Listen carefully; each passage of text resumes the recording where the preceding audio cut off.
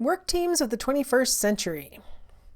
We are seeing more and more work teams within organizations, less and less of just like entire floors of buildings with people in their little cubicles doing their little part by themselves. We're seeing less and less of that and more of work teams. So yesterday we saw people working alone a lot more. Or we saw work teams when they were formed would typically be single discipline work teams. So we might have all the accountants working together on a project, something like that. Today, what we're seeing is in addition to those things, because people still have a need to work alone or to work in single discipline teams, but we've had a giant increase in the rate of cross-discipline teamwork. So within a business, we might have an accountant working with the marketing team, working with the financial team, working with I can't think of what else might be in our little group. We've got 5 members. I should have thought of this ahead of time, but long story short, cross-discipline teamwork. I know at our university that we are looking at more and more projects that can be interdisciplinary, right? Trying to bring together multiple subjects. One of the things that I love about industrial and organizational psychology is that it brings together psychology and business and economics, and a large number of disciplines can contribute to this growing field of IO psychology. So it's really an exciting example of modern workplaces. So collaboration is part of work teams, right? Where we've got 2 or more people engaged in interaction with each other, working towards a common goal. So we have all 4 of these people in this little work team, all bringing their piece of the puzzle to the task. They're collaborating. They're each bringing their own part. That's the important thing. That's why we put people into work teams, is that we want the individual components to be put together into a whole that would be different than what any one of those individuals would have created by themselves. That's the benefit of collaboration. So work teams, as we've been talking about, are work groups in which the actions of individuals are interdependent and coordinated, right? Like we are working together. Each member needs to have a role within the work team, and the team needs to have common goals and objectives, like we've been discussing before. It's really important for each group member to know what their role is, what they have brought to the group, and things like that. And so when we talked about Tucker's 5 stages, it's important during that sort of storming stage to figure out, and during the norming stage to figure out who is bringing which skills to the table, so we can figure out what roles each member can play. All right, so I'm going to define something that is a very cognitive term here: mental models. Mental models are organized knowledge structures. That's my nice short definition of it. But these are things that we carry around in our heads that are created from our experiences with different kinds of, stimuli and experiences and, information, all sorts of things get organized together into a knowledge structure that allows us to accurately represent the world or parts of the world. So mental models allow people to make sense of the world. We use our mental models as a basis for describing, explaining, and predicting attitudes and behaviors of our team, right? And as IO psychologists, we can use mental models as the basis for explaining, describing, and predicting attitudes and behaviors of a team that we're observing. A shared mental model is when the members use their own knowledge and understanding to choose behaviors that are consistent with their teammates' behaviors. So now they're starting to bring themselves into alignment, where they're starting to see the world in similar ways, or at least starting to see solutions to this problem from similar angles, right? So we're starting to get, when we start to share a mental model, we sort of in our heads are carrying similar representations of the factors that go into the solution to this problem, or we're starting to look at the problem through similar lenses. So the process of developing our work team into a cohesive unit involves, sharing ideas, explaining how we view things or what factors we're considering when we're making our decisions, so that other members of the group can sort of get into that same mindset or share their mindset, and then maybe we can come up with like a compromise mental model for how to approach the problem. Now, there are different types of work teams. There are production teams these are, employees who produce some kind of output. A lot of times they're producing an object or what we call an artifact. So it's something concrete, something tangible, or it might be somebody who's producing some kind of performance, right? Sometimes production teams produce performances of music or, plays or movies or something like that. Then there are management teams who coordinate workers to ensure that production of those production teams. So usually production teams are going to be made up of employees or workers. Management teams work together to coordinate to ensure production. And you might have had experience with that at a place of employment where maybe you have a manager of the place where you work, and then there are assistant managers, and there's usually a manager and then several assistant managers who coordinate to ensure that whatever the manager is doing is implemented by the employees, right? Like the management team usually we're going to look at the people all being on the sort of the same level, coordinating to ensure production. But some people's depiction of the model that I just described might include the actual manager in that model as well, in that team as well. Service teams would be people who work together to attend to customer needs. Maybe some of you work in that kind of situation where you play a role in helping to meet a consumer need. Maybe you're selling something, or you're maintaining something, or you're providing assistance for somebody who has bought or used something. Service teams. And then there are project teams. And that was what I was emphasizing so much in my previous two lectures, teams that were brought together for just the purposes of some specific project, and then they adjourn at the end.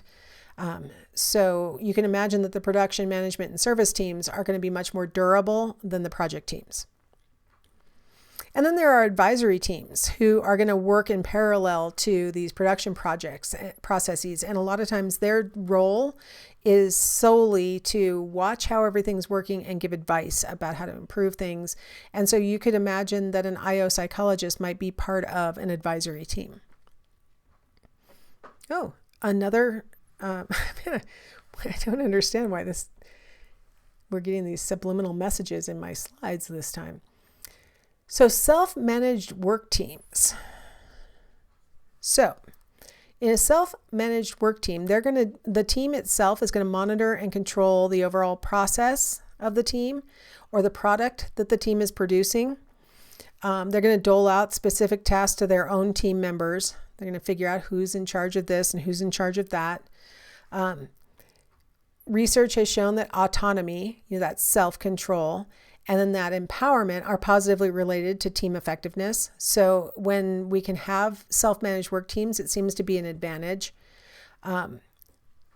When there is conflict within the team, it can undermine that effectiveness, though. So if we have an autonomous team and they're having difficulty doling out the specific tasks, right? They're having difficulty deciding who's best suited to which of these parts of this overall task.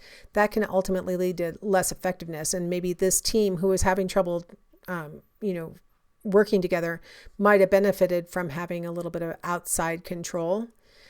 So it's kind of important for managers to oversee these teams and see how they're working. And when they need help, stepping in. And when they don't need help, letting them have the autonomy and the empowerment to, figure out the solution to the problem on their own. As a teacher, I perceive myself to be sort of like the manager, I like to say facilitator of students when they're working in work teams. And one of the things that I just last quarter had a class that I was teaching where I had students in work groups where they were ultimately going to do a presentation at the end of the quarter. And I repeated several times over and over again, you guys can work this out however you want. You guys, if you feel like you don't really want to speak in front of this class, that's fine. So you need to negotiate that with your group, that maybe you'll have a bigger role in creating the materials for the presentation or whatever. You guys can work it out. But if you have a teammate who has not been contributing at all, you need to tell me earlier than later so I can intervene and get them to contribute, right? Because sometimes people will withdraw or they will socially loaf, and you need a manager to kind of step in and, help out. But I like my teams to be self-managed as much as possible so that they can be as creative and also grow from the experience. And so I like to do self-managed work teams as much as I can in education, at least. Now, work team effectiveness, Cohen says that there are 3 dimensions of work team effectiveness. There's team performance, the attitudes of the team members, and then withdrawal behaviors. So, I think team performance is probably pretty self-explanatory, how well the team is performing. Attitudes of the team members. These attitude assessments kind of reflect the quality of the work life that the team members are experiencing. It also can assess like how much trust they're experiencing in their team, how satisfied they are with their job. Job satisfaction is always a big thing to measure in IO Psych, right? And then withdrawal behaviors, right? Like are the members of this group withdrawing? Are they wanting to exit from the group? Are they wanting to leave the job? Are they, being absent more often or tardy more often? These can be signs that they are not happy with the team that they're engaging with. McIntyre and Salas said that there are 2 types of team behaviors. There's task work and there's teamwork. And if you look at the task work, it's kind of like what we talked about back in, I think it was chapter 2, when we talked about like the tasks involved in a job. The little elements and the little things that we have to do, the elements that we can combine together into a task. A lot of times in team behaviors, we get really focused in on the little tasks, crossing the T's and dotting the I's and all the little tasks. And we kind of forget as members of teams to look at how, what our process really is. Like, are we really working together effectively? And are we actually using a strategy to solve the problem that is like efficient and something that is desirable overall? So there are some predictors of work team effectiveness. Organizational context is one predictor. What are the rewards that are available for the work team? What are the goals that the work team is working towards? I mean, some goals are much more achievable and other goals are much more like amorphous, and we're not even sure if we even reached the goal. What kind of feedback are we getting about our goal achievement? What kind of training were we provided in order to have the skills or competencies to be able to, achieve the goal? So those are all things that the organization might be able to have some control over. Group composition and size is another factor. In our groups, like, do we have people with varying kinds of, levels of cognitive ability? Do we have enough people who have the cognitive ability to achieve the tasks? What kinds of personality traits, like, are people likely to be conscientious and stick with the task? Are they likely to have the kinds of personalities that would, interact with each other well and be enable the group members to actually achieve the group goals because they can work well together because they share personality traits or have the kinds of personality traits that would fulfill, sort of fill in each other's gaps, stuff like that. Demographics, have we placed together people who are able to work together? Are we placing a 20-year-old and a 75-year-old, and we may have like stereotyping going on and other things that might limit their ability to work together. They might be perfectly well suited cognitively and personality wise, but if they're busy stereotyping each other, it may affect. I picked age just because it's kind of an easy one, but a lot of different demographics could contribute like that. I put on my label group composition and size, and then I didn't put a bullet point for size, but we generally find that there's depending on the task, size of group can benefit or undermine the success of the team. If you have too large of a group, it encourages social loafing. If you have too small of a group, it can really foster that sucker effect where the members of the group feel like they're being exploited. So you want to get that sweet spot of the correct size where you've got enough people to divide the work among and not so many people that you get social loafing. Now, on the personality trait issue, the most effective is if you have more variability on extroversion and less variability on conscientiousness. So you would like to have mostly conscientious members on your team, which is not, it's not perfect. But if you could have some people who are more outgoing or extroverted and some people who are less extroverted, it actually benefits the team. So if you can focus in on personality traits, that can help. The group work design. So member task interdependence and member goal interdependence. So we want to make sure that the group is interdependent for completing the tasks and interdependent for achieving the goal. Like you need each other to achieve this goal. One of the things that I think is really frustrating for students when they're placed into groups to work on a paper or on a presentation in particular, a lot of times you'll have a member of a group who feels like, I think this is probably a more common sentiment than not. Most students, it seems like, feel like they will do better if they were by themselves. And they don't see how interdependence with these strangers that they've been placed with is going to improve their performance on the task or on the goal. So when putting groups together, you have to really underscore that you will actually do better if you have multiple heads contributing to this than if you're working by yourself. It's a hard sell, I found, for students to convince them that they will actually, the work that groups produce is actually better than the work that individuals produce. And I can tell you, groups perform better than individuals every time. I have never found groups producing worse work.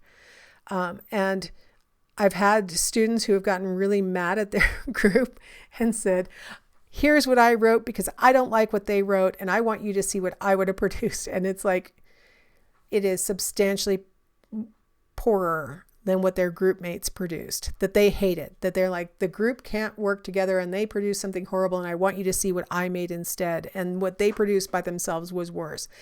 It's really important to make sure that the members of the group realize that their successful task completion and their successful goal achievement is dependent on the working together of this group.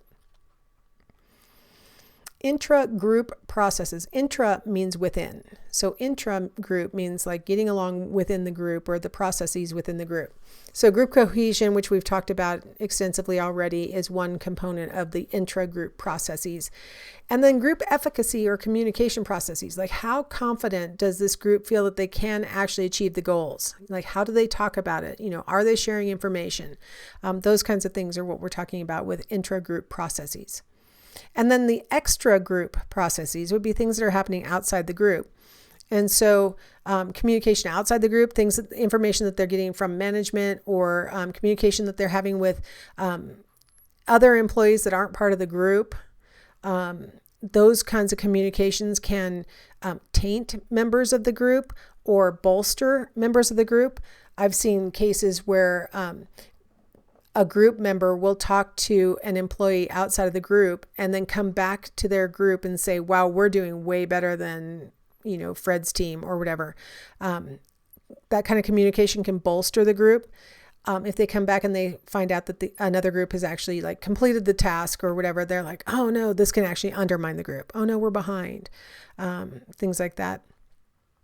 And then the pattern of how the group is communicating outside the group. So factors that would be included in this subtopic is things like, do we have one representative of the group who like communicates with management and we get one coherent message back from management? Or do we each individually sort of talk to whoever we think is the important person to get information from, and then we come back to the group and we all have different ideas for what management really wants from this task, right?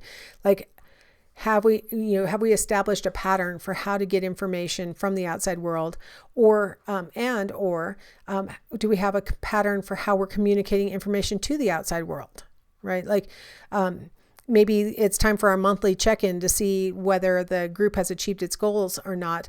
Have we all agreed maybe we have one person who reports the information to management to let them know where we are on the project? Or do we all just sort of drop whatever parts of the information we want to and maybe give a mixed message to the outside world about, how the group is doing?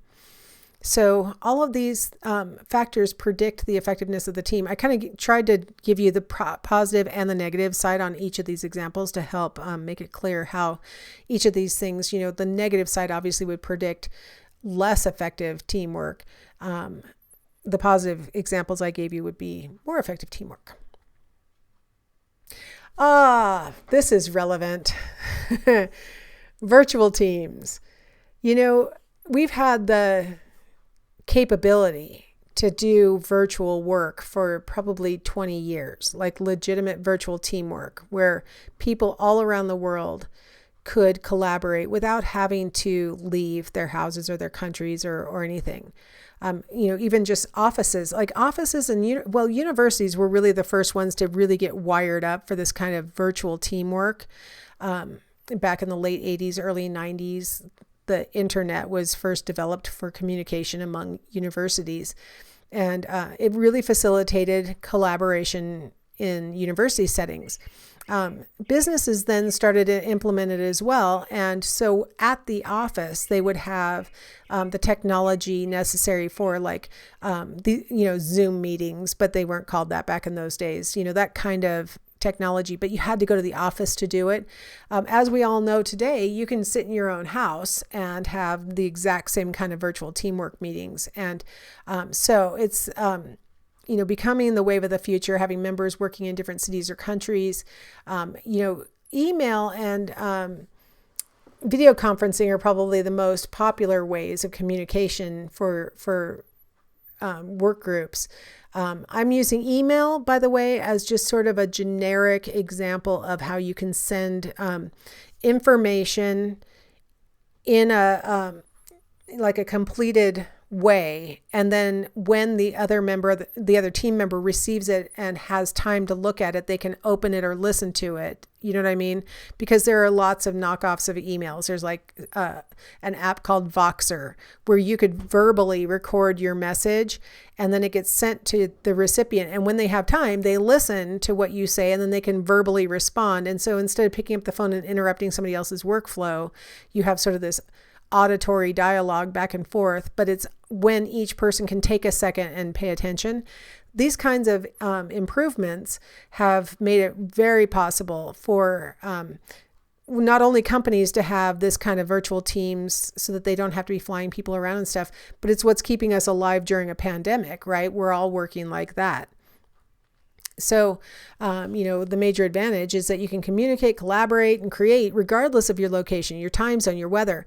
My daughter does only virtual teamwork, and she was saying to me, she works from home, and then at the time she had just her 1.5-year-old and was pregnant with her next baby, and she was saying to me that her best time to work is her husband gets up really early. He's an electrician's apprentice, so he gets up really early in the morning, and if she gets up with him, she has probably 2.5 hours that she can get some work done prior to her toddler waking up.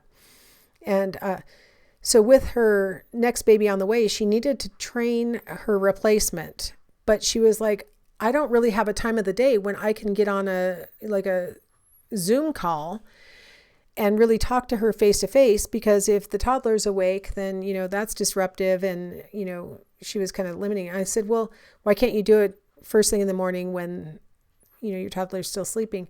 And she said, well, she's in another time zone. And I said, well, which time zone? And she said, Mountain. I go, well, she's 2 hours ahead of you. She's not going to mind if you call her at 5:30 a.m. your time. It's 7:30 a.m. her time. And she's like, that's a valid point. Sometimes you can use those time zones to your advantage, right? Like if you're an early riser, you don't mind calling somebody in London, having a video conference with somebody in London because, it's the afternoon for them. And they don't mind getting a call then.